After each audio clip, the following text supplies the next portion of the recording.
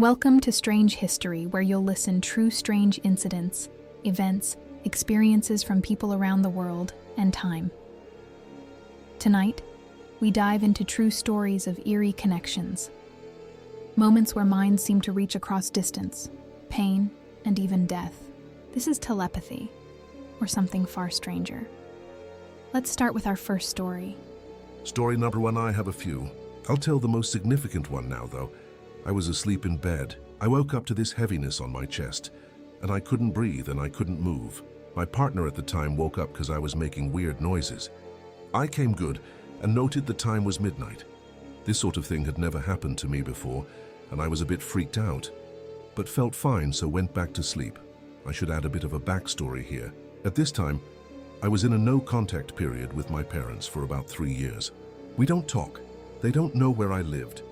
And it was mostly because I needed to distance myself from my alcoholic dad, who was not being very kind to me.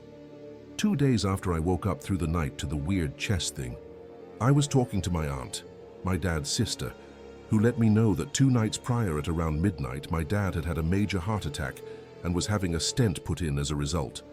I can't ever know for sure, but tell me that what I experienced was not some weird connection to what was happening to my dad at the same time. That heart attack made my dad realize that he needed to make changes in his life. And he has since quit cigarettes and stopped drinking heavily. And we have a pretty good relationship now, too. Story number 2, Tuesday, December 11th, 2012, mid-afternoon. I was 18 miles away from the Clackamas Town Center Mall in Tigard, Oregon. I was suddenly overcome by this overwhelming feeling of paranoia, fear, and dread. And these feelings are just not me. I am rarely afraid of anything, so it was very strange. I felt like my intuition was screaming that someone might be outside with a gun, so I got my .45 out and started peeking from behind the curtains, looking for an intruder. After about 10 minutes, when I couldn't find one, and this strange feeling kept bothering me, I took the next step, which was to drop into an altered state using meditation. Almost immediately, I knew my niece was in trouble. I popped back out of this altered state and texted her. She texted back that there is a shooter in the mall and that she is hiding behind the Disney display.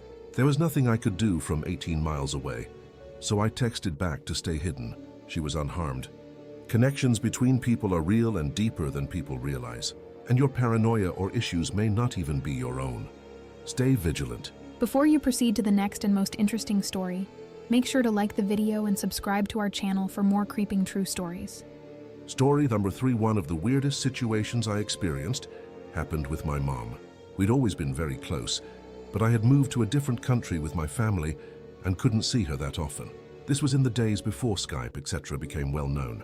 One day, while I was getting the kids ready for school, I felt a very heavy pressure on my chest. I was pregnant at the time, so I thought it was pregnancy related.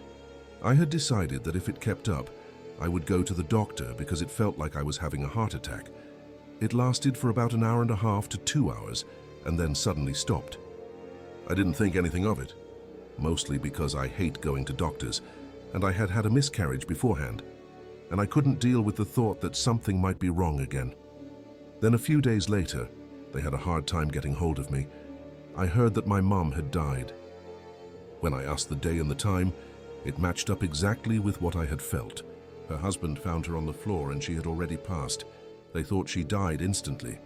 Except I know how long my chest hurt, so I know it wasn't instant at all, but that she lay there on the floor feeling like her heart was being crushed for a long time. I can't help thinking that she was holding on for someone to find her in time, but they never did,